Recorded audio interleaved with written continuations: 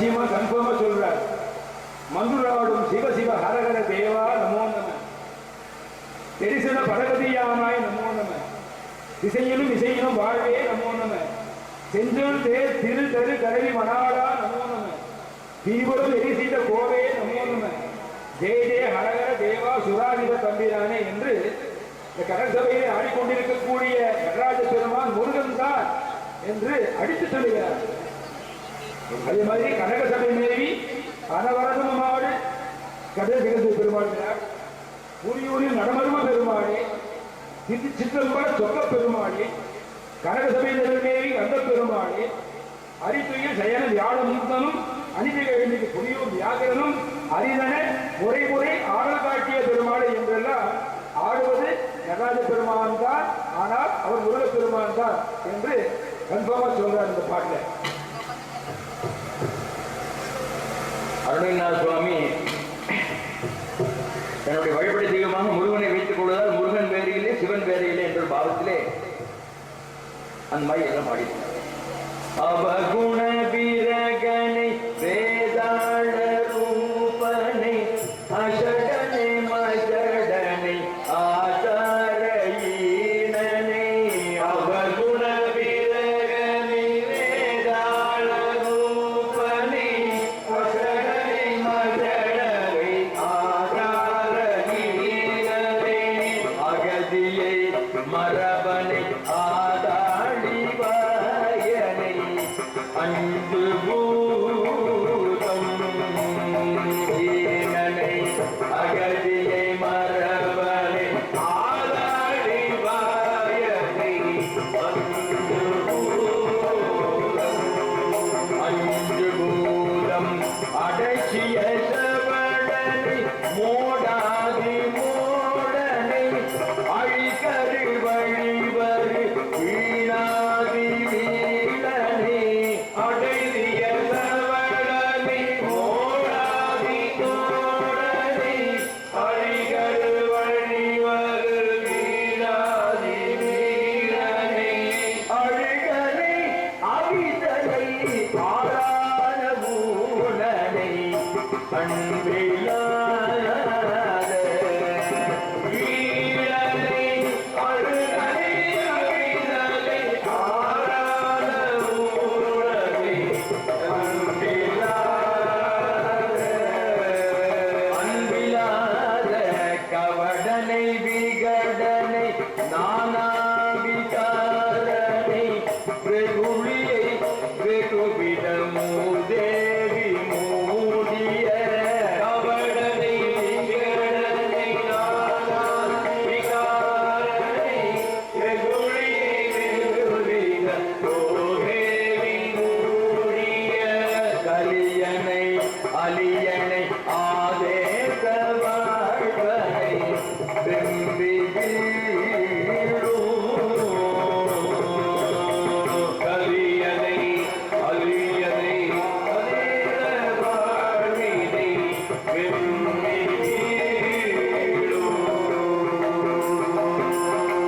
கலியனை அறிவுரை பேணாத மாமுட கஜனியை அச்சனியை ஆபாதனாரிய கலியனை அறிவுரை பேணாத மாமுட கஜனியை அச்சனியை ஆபாதனாரிய கதியினை அடிநாயனை ஆளுவது எந்த நாளோ,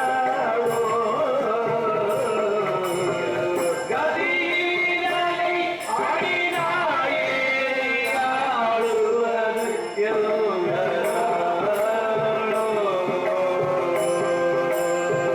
மௌலியில் அழகிய பாதாள லோகனும் மரகதம் உழுகிய காகோதராஜனும், மௌலியில் அழகிய பாதாள லோகனும் மரகதம் உழுகிய காகோதராஜனும், மனுநெறியுடன் வளர் சோனாடர் கோனோடன் உம்பசேயரும்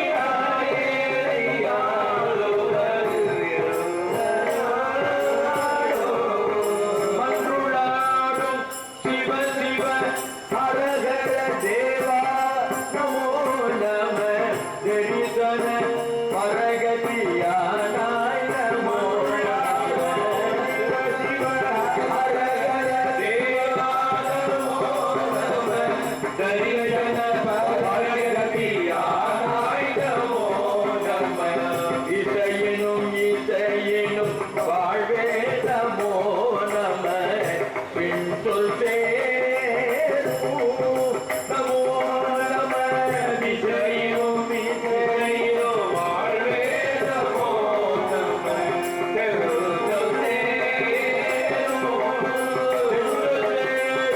திருத்தரு கலவி படாயா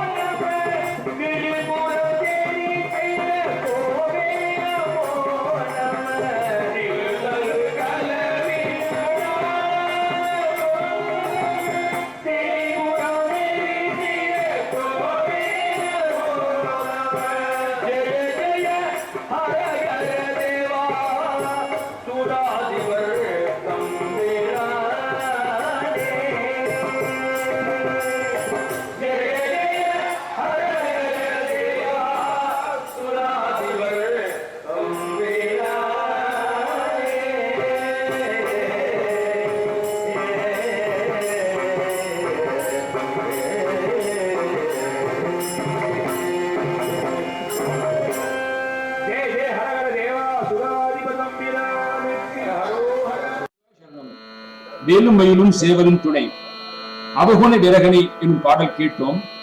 முக்கிய விளக்கத்தை பார்ப்போம். பெரிய ஞானியாகிய அருள்கிரி பெருமான் நம்முடைய குணங்களை தம் குணங்களாக ஏற்று துர்குணம் கொண்டவன் போன்ற இழிவான சொற்களை கூறி நல்லோர்களின் புத்திமதியை கற்காத மானிட பதரை இடி போன்ற திமிர் பேச்சுகள் பேசுபவனை பஞ்சமா பாதகங்களுக்கு அஞ்சாத கதிகட்டவனை இப்படிப்பட்ட இந்த கீழ்மகனை ஆண்டு அருள்வது எப்பொழுது என்று கேட்டு வைக்கிறார். இதில் கசனியை அசனியை என்பதற்கு யானை ஆடு போன்றவரை என்பார் இலங்கை திருவிடங்கனார் தம் உரையிலே. பிற்பகுதியில் 1000 அழகிய வனாமுடிகளை உடைய பாதாள லோகவாசியான ஆதிசேஷன் பதஞ்சலி முனிவராகவும் சிவபெருமானின் திருக்கையில் மோதிரமாக திகழ்ந்த உடல் முழுவதும் பச்சை நிறமுள்ள கார்கோடகன் அறியாமல் விஷத்தை கற்க பூலோகத்தில் விஷம் ஜபிக்கப்பட்டு முஞ்சிகேச முனிவர் என்னும் பெயருடன் திருவாலங்காட்டில் உக்ரதவம் இருந்து நடன தரிசனம் கிடைக்க பெற்று முக்தி அடைந்தார். அந்த நாகராஜனும் வடக்கே கௌட தேசத்து அரசகுமாரன் உடல் சிங்க வடிவமாக இருந்ததால் சிம்ஹவர்மன் என்னும் பெயர் பெற்றார். இந்த மாறுபாட்டை தீர்ப்பதற்காக தீர்த்த யாத்திரை சென்று வரும் பொழுது தில்லையில் வியாகரபாதர் சொற்படி சிவகங்கையில் மூழ்கி பொன்னிறமேனியம் இரண்யவன்மன் என்ற பெயரையும் பெற்று மனுநெறி தப்பாது ஆட்சி புரிந்த சோழ ராஜா இரண்யவர்மனும் தேவர்கள் புடைசூழ இந்திரனும் போற்றுகின்ற சிதம்பரத்தில் விளங்குகின்ற சிவகாமி நாயகரான சபாநாயகரும் மயில் போன்ற சிவகாம சுந்தரி மகிழ்ச்சியுடன் கொண்டாடும் தேவசேனாதிபதியே, பார்வதியாரின் சொர்மமே, சித்தத்திற்கு உகந்தவனே, அம்பலத்தில் ஆடும் சிவசிவ ஹரஹர தேவா உன்னை வணங்குகிறேன் என்று பாடுகிறார். நடராஜ பெருமான் வேறு முருகன் வேறு அல்ல என்று உறுதியாக அறுதியாக பாடுகிறார். அநேக சிதம்பரம் பாடல்களிலே இதை வற்புறுத்தி பாடுகிறார். இந்த அம்பலத்தை குறித்த மேலும் சில தகவல்களை பார்ப்போம். சிற்றம்பலம் நடராஜ பெருமான் திருநடனம் புரிந்தருளும் இடம் தப்ரசபா எனப்படும். இவ்வம்பலத்திற்கு முதலாம் ஆதித்த சோழனின் மகன் முதல் பராந்தக சோழன் பொன்பெய்தான் என்று திரு ஆலங்காட்டு செப்பேடுகளும் லேடன் நகர பெரிய செப்பேடுகளும் கூறுகின்றன. இவனுக்கு முன் இரண்யவர்மன் பொன்பெய்தான் என்று கோயில் புராணம் தெரிவிக்கின்றது. கனகசபை என்னும் பொன்னம்பலம் நடராஜ பெருமான் அபிஷேகம் கொண்டருளும் இடம்.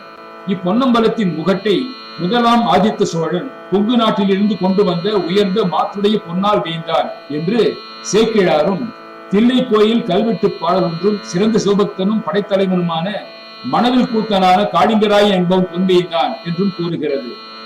பேரம்பலம் இது தேவசபை எனப்படும்.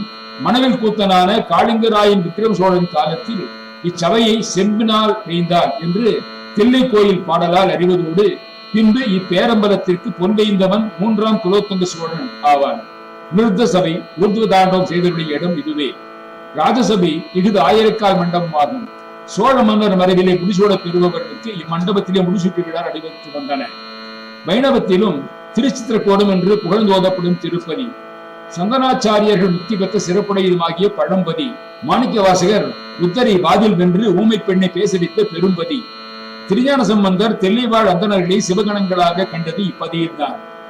திருநீலகண்ட நாயனார் அவதரித்து வாழ்ந்த பதி, உமாபதி சிவம் கொடிக்கவி பாடி கொடியேற வைத்த அதிசய தலம், திருப்பல்லாண்டு பாடி சேந்தனார் தடைப்பட்ட தேரை ஓட செய்த வந்திருத்தலம், ராஜராஜன் வேண்டுதலின் பேரில் நம்பியாண்டார் நம்பிகளால் பொல்லா பிள்ளையாரின் துணை கொண்டு திருமுறைகளை வெளிப்படுத்திய தெய்வீக தலம், சேக்கிழார் பெருமானுக்கு திருத்தொண்டர் புராணம் பாட அடியெடுத்து தந்து அரங்கேற்றம் செய்யப்பட்ட அருமையான தலம், திருநாளி போவார் என்னும் நந்தனாரை இறைவன் தன்னுள் ஆட்கொண்ட தலம், நடராஜருடைய சன்னதிக்கான கொடிமரம் தங்கத்தகடு வைந்ததாகும்.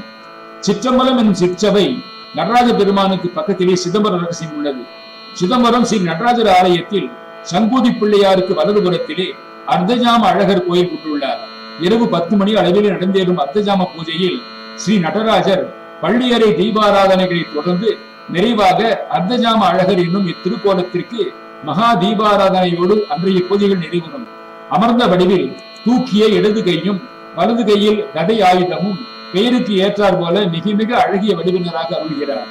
எல்லா அறிவும் எல்லா முதன்மையும் எல்லா அனுகிரகம் உடைய முழுமுதல் கடவுள் தாம் ஒருவரேயாய் பசுக்களாகிய ஆன்மாக்கள் எல்லாம் தமக்கு என்றும் உடைமை பொருள்களே யாக தாம் என்றும் உடையவராயே நின்று பசுபதி எனப்படும் சிவபெருமான் பிரபஞ்சம் எங்குமாகி நீக்குமர வியாபித்து நிற்பர். ஆயினும் அவ்வுண்மை யாவருக்கும் விளங்காது. ஆதலினாலே முக்தி அடைதல் எளிதன்று. இதனை சிவபெருமானே திருவுள்ளம் கொண்டு தன்னை ஆன்மாக்கள் வழிபட்டு உய்யும் பொருட்டு எண்ணில்லாத முக்கிய ஸ்தலங்களை பூமியிலே வைத்துள்ளினார். அவைகளுக்குள்ளே 68 ஸ்தலங்கள் சிறந்தன. அந்த 68 ஸ்தலங்களுக்குள்ளே 6 ஸ்தலங்கள் சிறந்தன. அந்த 6 ஸ்தலங்களுக்குள்ளே திருவாரூர், காசி, சிதம்பரம் என்னும் 3 ஸ்தலங்கள் மிகச் சிறந்தன. திருவாரூரிலே பிறந்தவர்களும் காசியிலே இறந்தவர்களும் சிதம்பரத்திலே சிவபெருமானுடைய திருவடிகளை தரிசித்தவர்களும் முக்தி அடைகிறார்கள். திருவாரூரிலே பிறத்தல் முன் செய்த புண்ணிய மிகுதியினாலே தானே நேர்படி நல்லது செயற்கையால் அடையத்தக்கதன்று. காசியில் இறக்கலாம் எனில் பிறர் பொருள் கொள்ளாது பாவத்துக்கு பயந்து தர்ம நெறியினாலே சம்பாதித்த பொருள் கொண்டு ஜென்மதேசத்தை விடுத்து வழியிலே இரவாது உயிர் தாங்கி சென்று காசி அடைந்து இறக்கும் வரையும் நல்ல ஒழுக்கத்தோடும் அத்திருப்பதியிலே இருந்து இறப்பது எளிதில் முடிவதன்று. சிதம்பரத்திலோ எனில் சிவபெருமானுடைய திருவடிகளை தரிசித்த மாத்திரத்தே முக்தி சித்திக்கும். இன்னும் தட்சிண தேசத்தார் சிதம்பரத்தை நீங்கி முக்தியை தேடி காசியிலே சென்றால் அது முக்தியை கொடுப்பதில்லை.